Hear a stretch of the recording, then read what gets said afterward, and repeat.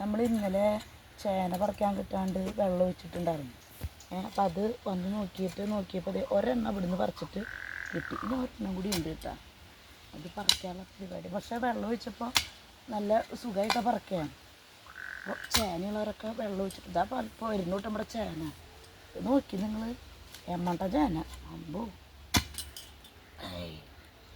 അപ്പം നമ്മൾ വെള്ളം ഒഴിച്ചപ്പോൾ ആ ചേന അങ്ങോട്ട് കിട്ടി. നോക്കി എനിക്ക് പൊന്താൻ തന്നെ കുഴി ഭയങ്കര കുഴിയാണ് കേട്ടോ. ഇത്ര വലിയ കുഴിയിൽ നിന്നാണ് ചേന നോക്കി.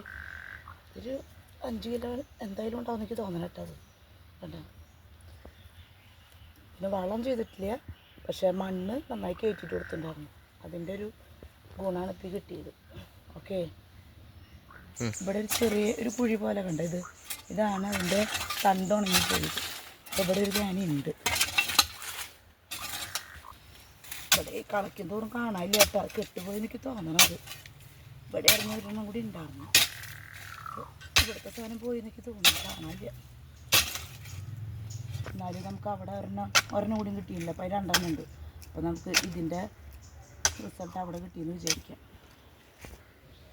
അപ്പോൾ നമ്മുടെ ചേനയുടെ വിളവെടുപ്പ് ഈ വർഷത്തെ കഴിഞ്ഞു കേട്ടോ. ഇതാണ് നമുക്ക് ആകെ കിട്ടിയത്. കഴിഞ്ഞ പ്രാവശ്യം കൊടുത്ത് ഒരു 12 കിലോ കിട്ടി. ഇപ്പോൾ ഇതും കിട്ടി. ഇനി ഇതിൻ്റെ വില വേറെ കടയിൽ കൊടുത്ത് നോക്കി നോക്കണം.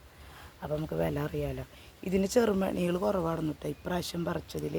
പക്ഷേ ഇതൊരു 1.5 ചേനയില്ലേ, ഇത് ഒരു എമ്മണ്ടൻ ചേനയായി. അപ്പോൾ സബ്സ്ക്രൈബ് ചെയ്ത് കാണാൻ മറക്കരുത്. ഓക്കെ കേട്ടോ.